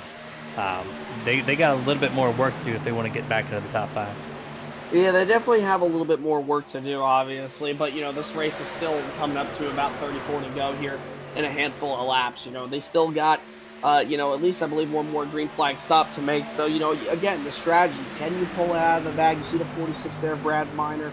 Again, will you try to undercut? Will you try to stay out as long as you can and hope for a caution? We don't know, because more than likely, Jeremy, if these guys end up having a caution during their green flag cycle, you're going to have those guys who stayed out. They're going to come down to pit road. I'm sure that everybody behind them will end up pitting as well, just so they can get equally as fresh tires. But again, strategy, you never know. That's the great thing I love about racing with the strategy, is you never know what somebody's going to end up pulling out of the magic hat and what kind of tricks they got up their sleeves. Yeah, 100% here, and we're focused on the 57 Harrington there, jumping back up to the top 5. And the trucks are a little out of shape here. Might go 3 wide. Joshua gets back in line barely in front of McCoy, who's been part of an accident or 2 so far this evening. Go 3 wide. Is he going to make contact? It is so close from that camera. Does not look to make anything, though. Off turn number 4, they get a great run that time. But, man, that was so close from the left rear hook. Thankfully, no contact was had. Yeah, good thing no contact was made, because I guarantee you, if it were to happen up at the front of this field with these guys and create a wreck, it would definitely turn this race a little bit upside down, bring in some new factors up to the front of this field here. As you see, obviously, J.J. McCoy get past John Howard in that 78 machine. I'm still really interested up here at the front of this field. You see Joshua Slade blink out again. Definitely a connection issue like we had mentioned. A little bit loose coming off for both him and Bobby Mantle. That opens up the door for McCoy to come down to the bottom of the racetrack right here. Another ghost truck but another Grim Reaper Motorsports truck going up to the front. Now they're 1, 2, 3, 4 finally. And J.J. McCoy still able to make headway on the bottom side here. I'm just still interested in the fact that these guys here are running up in the middle of the top of the racetrack. And once your truck gets loose once or twice, typically at that point your truck's going to be loose every single corner. So we're going to start to see these handling issues play more and more of a factor until they make their green flag pit stop. So they're about to go 3 wide, almost 12. Slade didn't have the room that time to go on top of the 89. Bobby Mantle, he's going to cut down from the middle down to the bottom. Contact squared the back bumper of J.J. McCoy, but that was on corner exit. That could have been pretty bad. They keep it straight. Slade's going to look back to the bottom once more. His truck seems to be faster. He's just kind of in a little congestion period here and just cannot make the pass, but there they go. They go back to single file momentarily. If you're going to make that move, you better do it now. I think Joshua Slade's actually kind of fallen off just a little bit here, Jeremy, possibly from being out there so long. And obviously most of these guys probably starting to fall off. And notice who's not starting to fall off. That 85 machine of Justin LeBlanc and obviously Adam Thompson in that 71, because they have caught that pack. They are making moves, man. They're doing a great job there. If they could just methodically make their way up, make the moves at the right time. See the 78 nearly cuts off the 85. Is going to get loose coming off turn number 4. Almost a brown pants moment for Adam Thompson coming off turn number 4. Had to do a little bit of lifting. Open. Yeah, you can't tell, though, from his face because he's so locked in right now. That 64 machine, Danny White, opened up the bottom. He got a 2-for-1 special pretty much right there, though. Great job by those drivers to not obviously wreck there coming off 4. Yeah, Lone Star, you mentioned them, and I'm kind of looking at the lap times and whatnot, and these guys, these two particular, the 85 and the 64, LeBlanc and White, are creeping up further and further next to this top 5 as they almost make contact with one another on the front straightaway. And then a few trucks back, they have another one of their teammates lurking right at the top 10 spot. I think if this long run just continues to happen all the way up into the tank runs dry, we'll probably see 1, if not 2 of these Lone Star guys in this top 5 are competing. But when they come off pit road, that's going to be key, because if they only have the long run set up, you need to do something on the short run to maintain, because right now their pace is not top 5 material. Yeah, definitely not top 5 material. I mean, it's just going to be so hard to get around these Grim Reaper guys for sure. I mean, the only one who looks like who's been able to challenge the Reaper guys has been Joshua Slade. You can make a case maybe for John Howard as well. Still trying to work in that bottom side by side now with Bobby Mantle, one of the Grim Reaper guys. I just don't think anybody's going to have anything for these Reaper guys up here at the front, Jeremy. I mean, 1, 2, 3, 5 right now. They have been so dominant all night long. They've led a majority of the laps compared to Joshua Slade. And I mean, besides Slade, I mean, Jeremy, am I right? I mean, I think this race has only been led by Slade or one of the Grim Reaper trucks tonight. Yeah, I do not believe there has been anybody else in that lead so far up to this point. 102 laps in, a little bit of looseness from McCoy there on the inside of Joshua Slade, trying to make that close. They almost made contact entering turn number 3, and they're running each other pretty hard right now through this corner in the past few laps, which has kind of allowed the 65 and 79 to slip away by 2 truck lengths as they continue to almost beat doors. And there they go. They finally make some contact into turn number 1. Something had to finally give, and there it is.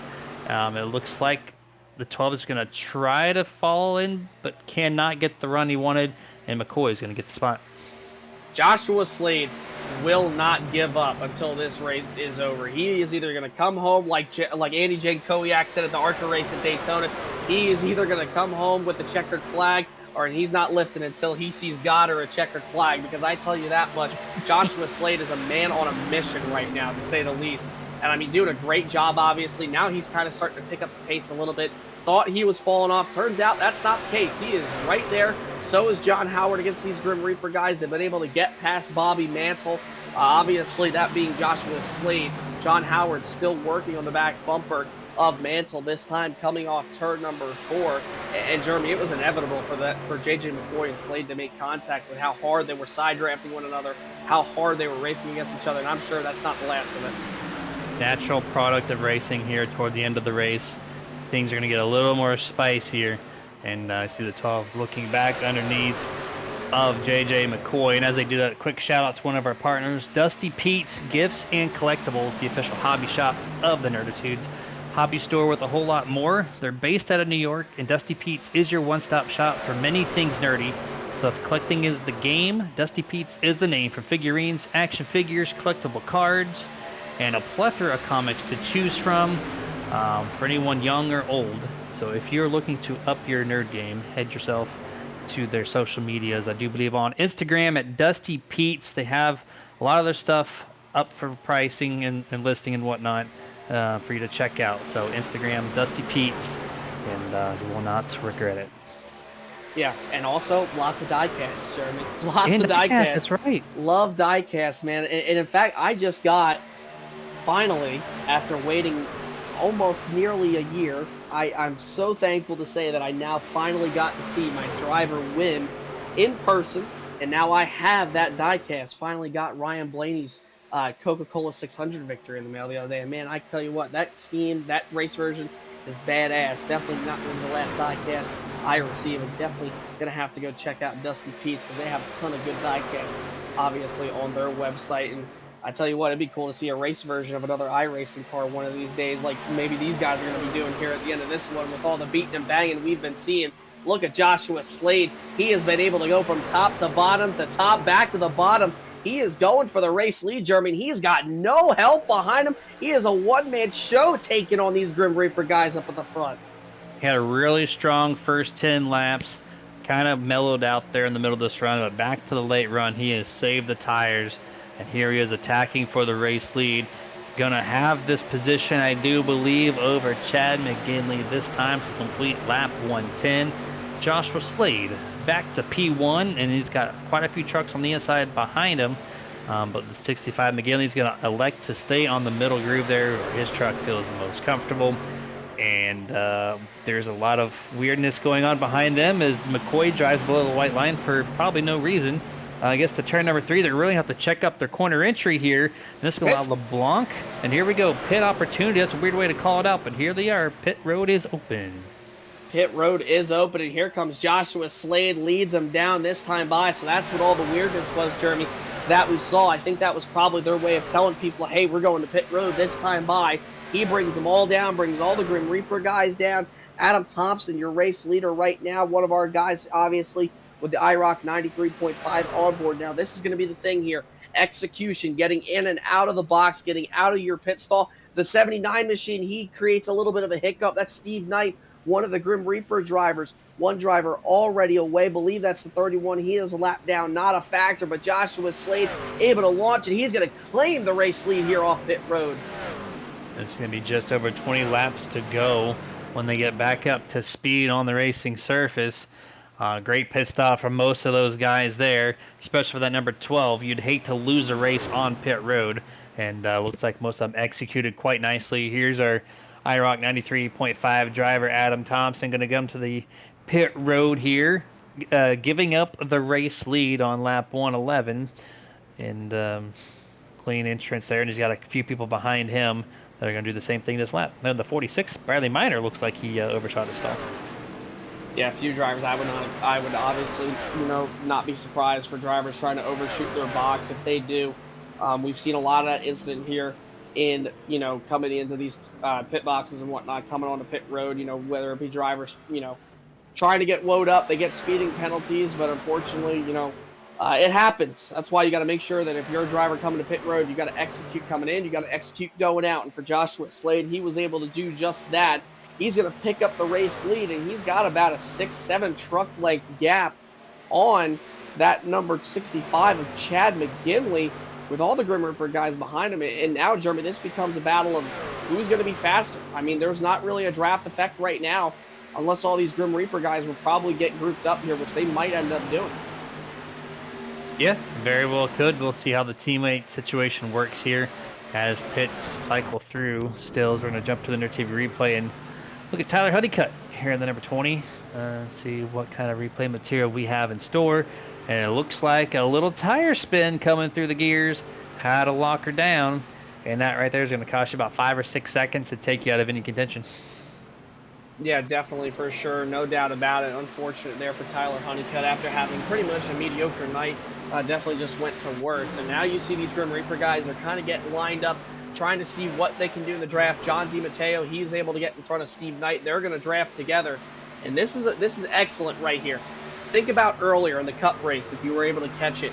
Bubba Wallace was 3 laps down, and Kyle Larson had about over 2 seconds or so on Tyler Reddick, who is running P2. What did Bubba Wallace do since he had fresher tires? Well, down the straightaways, he ended up pushing his teammate, and they gained so much time just by doing that. And look at that. They have been able to catch Joshua Slade doing just that. J.J. McCoy gives the bumper to McGinley, and he's able to put him all the way up right to the rear tailgate of Joshua Slade here with just 19 laps to go. Man, the race is on here for the checkered flag.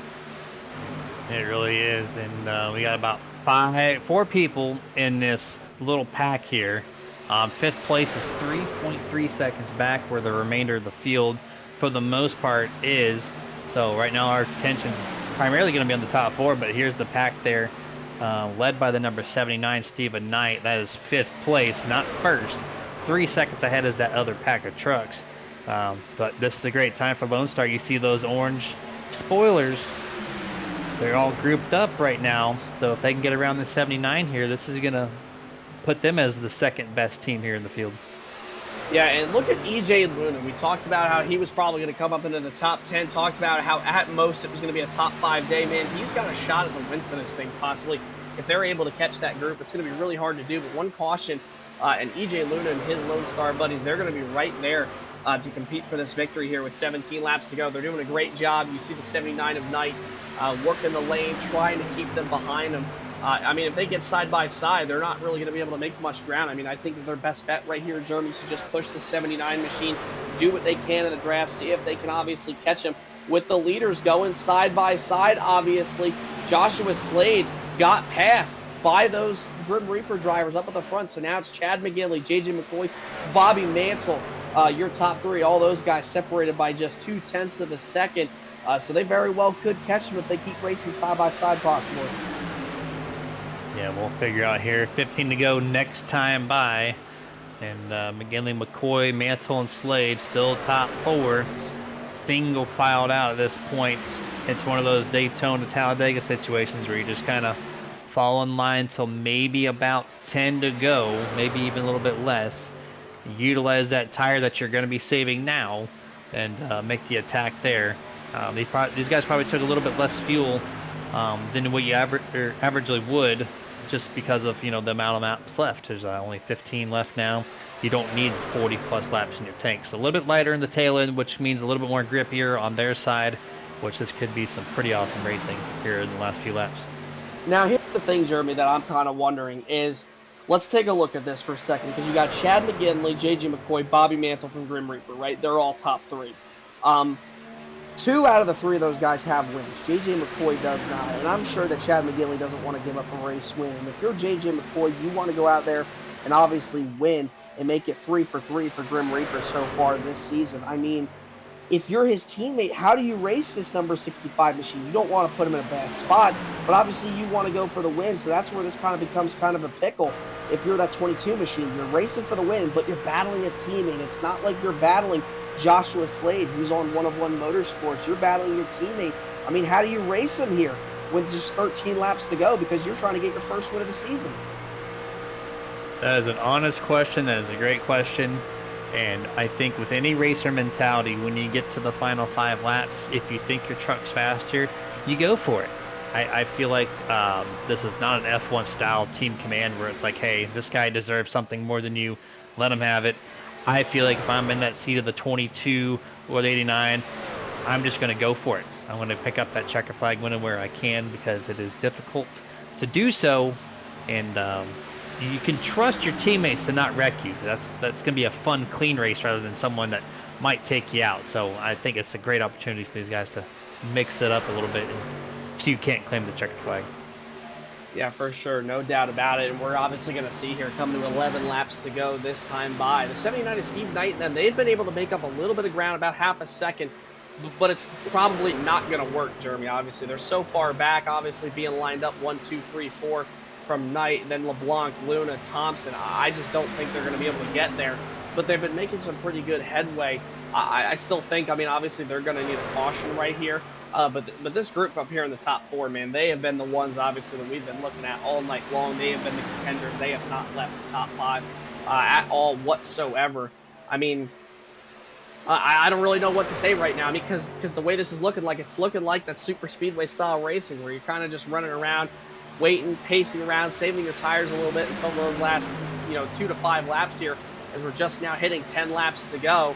And if you're Joshua Slade, you're going to have to take on 3 of these guys. All 3 of them are teammates. I mean, if you're Joshua Slade, how do you get around them? You know you can do it, but you're going to have to work a little bit harder right here. That 12 truck, Mr. Slade, has passed the most people tonight by himself compared to anybody else on this track. So his truck's fast. He's just biding his time. I feel like here with the next probably 3 or 4 laps to go, or 3 or 4 laps from now, we're going to see this 12 truck jump out of line, maybe even take the 15 with them, not in contention for position, but DJ Honeycutt might follow the 12 here just to help him out. I don't know, but here comes the 12. He's going to try to test the lane right above him.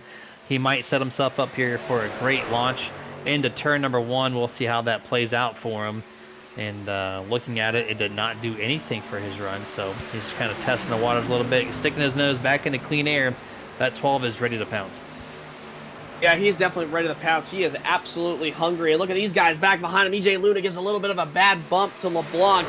Going through turn number 2, nearly sends him up into the outside wall. Steve Knight comes up to block. You have Adam Thompson down there on the bottom side. He's looking for a way around those guys. Trying to get a 2-for-1 special. Might be able to get it done here as this 85 and number 24, 2 teammates from Lone Star Racing, try to get past these 2. If there might be a wreck, it might come right here with how aggressive EJ Luna's pushing.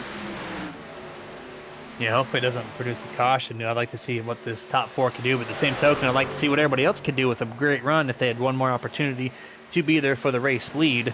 As the 12 is trying to do everything he still can. We're going to come to 6 laps to go here. Scheduled 134. Will we see overtime? Doesn't look like it at the moment, but you never know with these races being pack-oriented. The 12 falls back a little bit that time through turns 3 and 4. Grim Reaper, 1, 2, 3, nose to tail. A little bit of a separation over the 12 and the 15 here.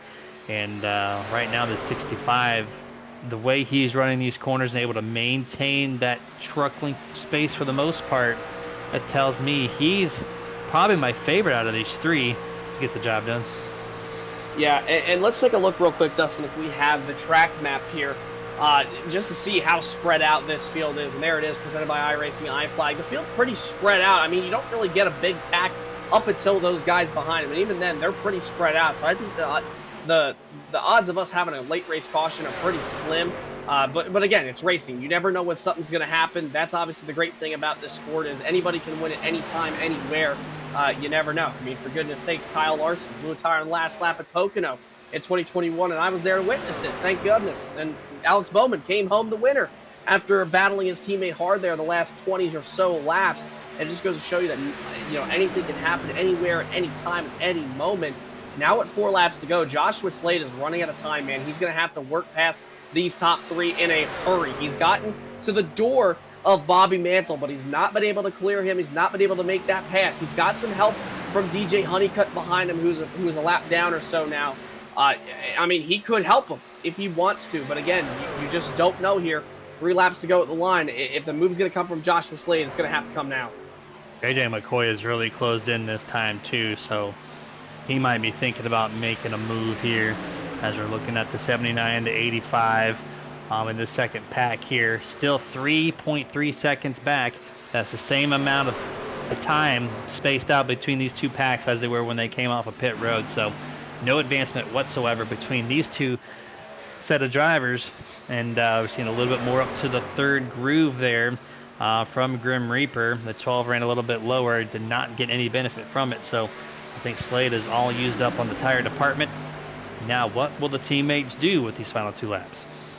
Yeah, well, we've seen J.J. McCoy. He has been able to get right up to the back bumper of Chad McGinley. I think if he's going to have to do it, Jeremy, he's going to have to make the move coming out of turn number 4 here, coming to the white flag. He is right on the tailgate. He's going to have a little bit higher entry this time.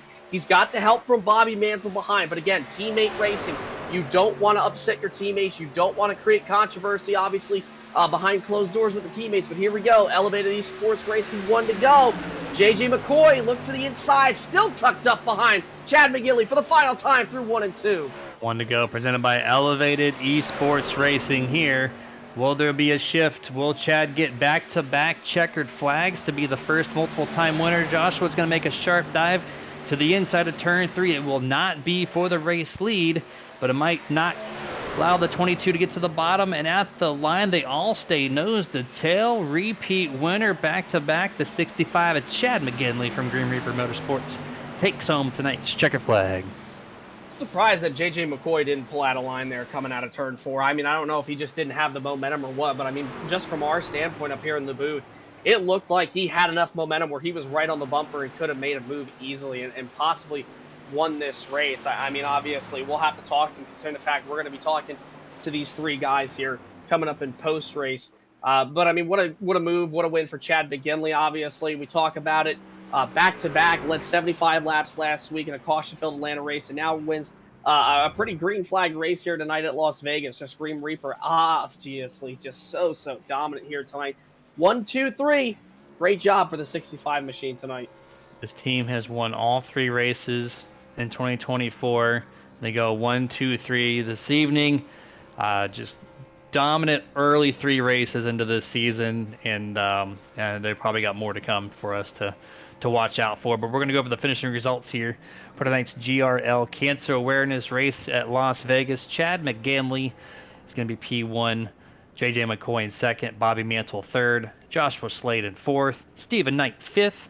Justin LeBlanc finishes 6th. E.J. Luna 7th. Adam Thompson 8th. John Howard 9th place. And tonight's top 10 finisher, Carlos Henriquez.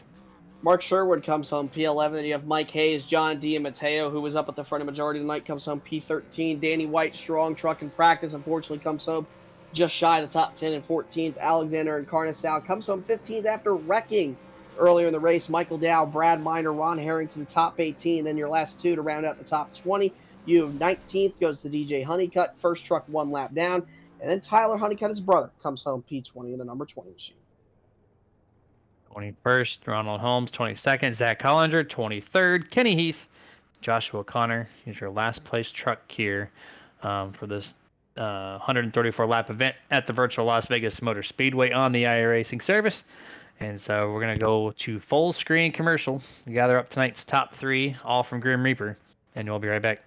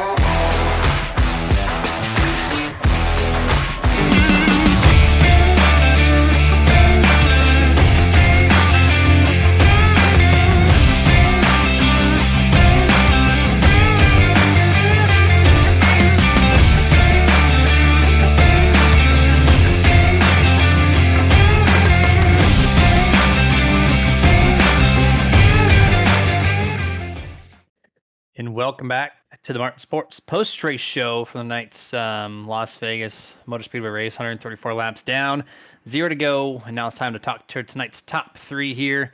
And the first one is going to be third place finisher, the number 89 of Bobby Mantle. Bobby, congrats on P3. Thank you. Hey man, you got the win to start off the season, and then this team is just showing its muscle here in 2024 early. All 3 of you guys, 1, 2, 3. So excellent job there. I'm curious, how much teamwork was put in tonight's prep here to get the job done so dominantly? We practice quite often. We make a point to get together at least a couple times a week and trying to spend minimum 2 hours together. Yeah, and Bobby, obviously, congratulations, man, on P3 there. Coming towards the end, obviously, you guys were all lined up 1, 2, 3, and then 4 with obviously Josh Layden. If you want to count DJ Honeycutt, that makes it 5.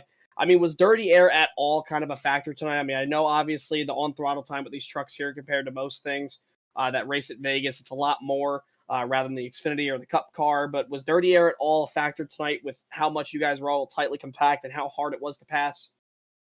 Towards the end of the race, no. Beginning and halfway through, absolutely it was. If guys got a little too close to your rear bumper, it definitely took some air off. Caused us to have a little bit of a loose condition. So as a team, we backed off each other a little bit until we were comfortable in the end. But overall, the setup was real strong tonight. That makes a lot of sense. I saw some people getting really squirrely there mid pack, or like 4th or 5th place even was getting kind of loose and sideways. And I did notice there's some separation with you guys late in the going, even though it was just 1, 2, 3 single file, but you guys gave the room and it looked like it just helped out the handling. So job well done for you and the whole team here this evening. Floor is yours. Final thoughts before we let you go. I'll start out with just a huge shout out to the guys on the team, Grim Reaper. We're out here what we came to do. We're out here to win. We're showing it. I'd also like to give a shout out to the Huntington Society of Canada. It's the sponsor I chose to have in my truck this year. It has affected my family. It is a nasty, nasty disease. So anyone out there watching today, if you can, donate to whatever cause you believe in, and let's try and make this world a bit of a better place. Love the message, man. Hell yeah. And yeah, great job once more. And we will catch you 2 weeks from now on the broadcast side. All right, see you guys then. Yes, sir. And that was number 89, Bobby Mantle. And now we're going to bring in second place, Mr. 22, JJ McCoy, another Grim Reaper Motorsports driver. Congrats, man. P2. Thank you, guys. Yes, sir. That was a great team showing here this evening. Yellow spoilers up at the front all night long. My question to you is the final few laps. Were you going to make a pass? And if you were going to on that final corner, did the 12s attack there on the bottom kind of hinder that option for you? Yeah, it did. I had planned on if it was just us out front there with nobody else, I was gonna fight them for the win. But really wanted to get all 3 of our trucks 1, 2, 3. Thought that was a real good outing for us. Yeah, JJ, congratulations on P2, man. Obviously, now 2 of your teammates have wins this season, and now obviously Chad has 2 on the book going back to back. Now, man, I mean, what do you need to do as a driver? You guys have the speed, but what are you looking forward to? What more do you got to do to obviously just get that one spot better here coming up? I'm looking forward to getting away from the draft tracks a little bit. You know, the pack racing's great, but I'm looking forward to really being able to showcase being able to wheel a truck and hopefully run a few victories home here coming up at Auto Clips next week, but Bristol a week after, I think. Yeah, I think Bristol is the next race after Auto Club, and so that would be your time to shine there. But man, yeah, congrats once more. Great team of showing, a great drive from you specifically. Had involved in a little incident early on, but able to bounce back and finish P2. The floor is yours. Final thoughts before I let you go. Yeah, just I was a little nervous there after that little contact early. I was happy I was able to get back through the field and made a couple little bit aggressive moves, but figured if I didn't catch those guys before tires were worn out, I was never going to do it. Yeah, absolutely, man. And we will catch you 2 weeks from now at Bristol. But until then, have a good rest of your night. Congrats once more. Thanks, guys. Have a great night. You too. And that was number 22, JJ McCoy. And now it's time to bring in our first repeat winner of the season, back-to-back wins, Chad McGinley in the 65. Congratulations, man, on the trophy tonight. Appreciate it, guys. Truck was bad fast. You and the 12, I think, were the class of the field after Alexander got taken out early on. And what were you doing different this time compared to your teammates to maintain out front? Because it just looked like you or the 12 were the only two people to really lead laps tonight. I think it was just track position. I was out front, so he just, kept me up front. I think all B, Bobby, and JJ were equally as fast. Steven was up there with us as well. He was equally as fast. It just happened to be that I was the first truck in line, so it was just a matter of me holding the position and leading the train essentially, and pulling it off. Josh put on a heck of a fight. That was a great fight. I enjoyed the hard racing, and it was a blast of a race, that's for sure. Yeah, man, it was definitely a blast for us up here in the booth to watch for sure. And Chad, congratulations on the win, by the way, 2 in a row now. That makes it. And we were just talking, obviously, your teammates, Bobby Mansell and JJ McCoy, and I believe it was JJ who said that he can't wait to kind of get away from the drafting tracks. And obviously, Auto Club is next week. But when it comes down to the tracks where you're not really, in a sense, drafting, like Bristol, it's coming up in 2 weeks. Do you guys still have the speed on the non-drafting tracks as an organization?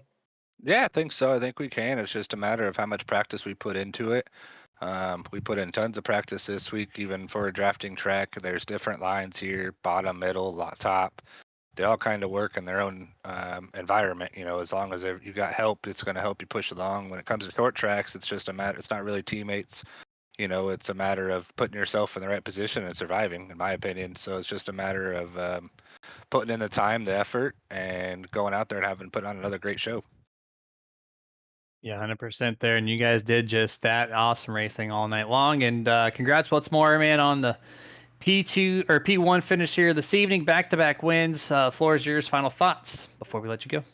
Well, as always, Baz, I enjoyed the last week's broadcast. So I thank you guys for putting it on. Thank Global for putting on the league. And obviously, a great help today from the teammates aboard. Shout out to Grim Reaper for putting in the show and doing a great job, and continuous our success. Yeah, man, you guys are doing great so far, winning all 3 races as a team, you getting back-to-back. And we'll see what you guys can do for the rest of the season. But go ahead and celebrate, man. Job well done. Appreciate it, guys. Have a good one. You too. That was number 65, Chad McGinley, back-to-back winner from Atlanta and from Las Vegas. And Jason, final thoughts from your end. Yeah, man, it was a really interesting race. I mean, Grim Reaper showed up again tonight. What's up, Walt? I mean, they really showed up big time here tonight. It just goes to show you, and we just heard it, from Bobby Mansell, right there, or not Bobby Mansell, rather, but Chad McGinley, just talking to us and saying that they even still have the speed on the non-drafting tracks coming up, and hell, man, I believe it. I mean, with how strong they've been these first 3 races, despite them being drafting tracks, man. Usually, when a team is very good and they hit the setup perfectly, and you can have a team like they just went 1, 2, 3. I mean, if it wasn't for Steve Knight finishing back inside the top 5 or a little bit outside, they would have had top 4. Would have been top 4 lockout for them. They would have been 4 out of the top 5. So I personally believe that they're going to be strong. Obviously, I believe we're not going to be here next week due to, I believe, Dustin's obviously his anniversary. So happy anniversary to Dustin coming up, him and his wife Brandy. So congratulations to you guys on another great trip around the sun in your marriage. So hopefully you guys have a lot of fun next week going up to see Scott and Sue Martin and stuff up there. But man, what a race. I'm really excited. Shame that we're going to have to miss Auto Club. I know that track for the trucks is such a badass place. Hey, we're going to get to see Bristol though in 2 weeks on the concrete, world's fastest half mile. I'm looking forward to it after a great showing here tonight. Thunder Valley. Thunder Valley, that's right. Dustin, what was your take from tonight's race being behind the scenes? It was a good race. I mean, Vegas, we talked about it in pre-race. It never ceases to amaze and give out a good show. So I'm like Jason. I'm kind of upset that we have to miss Auto Club. I mean, it's the only place that we can actually see Auto Club anymore now that they've completely started the revamp and revitalization, so to speak, and turning it to convert it to a short track. So kind of a bummer, but the wife and I don't get very many opportunities to go on vacation, so anniversary seemed like it was fitting. So going from Vegas to Bristol, man, Jeremy, Bristol is near and dear to my heart on the sim. That was the very first place I ever got my first win ever on this sim was Bristol, one of my favorite tracks. I love Bristol, so I think these boys are going to put on a damn good show here in 2 weeks when we pick up the action again at Bristol. Yeah, 100% there. I just saw in the early chats there on the GRL Discord, Grim Reap with the sweep. So I guess that's a dubbed name for this here tonight. So congrats All once more right. to Grim Reaper Motorsports. Yeah, I like it. But we got a video to close this thing out, thanking all of our partners. So you guys, till then, we'll see you in 2 weeks and let you catch our Tuesday broadcast there for the RSR Next Gen Cup Series. But have a good rest of your night. Stay safe. Get your nerd on. This presentation is brought to you in part by Martin Sports. Get the apparel, look stylish, be badass with apparel from Martin Sports. martinsports.gg. iRacing iFlag. Must-have flag marshaling system for any aspiring sim racer. Get yours today at iracingiflag.com. Boomer button boxes. Total sim control at your fingertips. boomerbuttonboxes.com. If you race hard, then you need to rock hard. And no station gets you harder than iRock935.com. If you're a collector and that's your game, then Dusty Pete's, that's the name. DustyPete's.com. TWRS. Got the rig? Got the sim?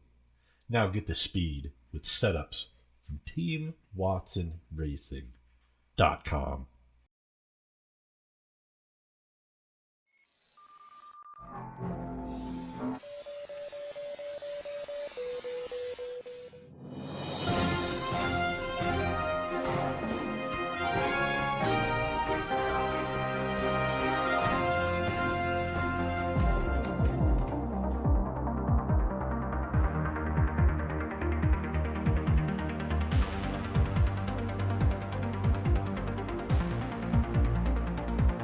Back when nothing truly mattered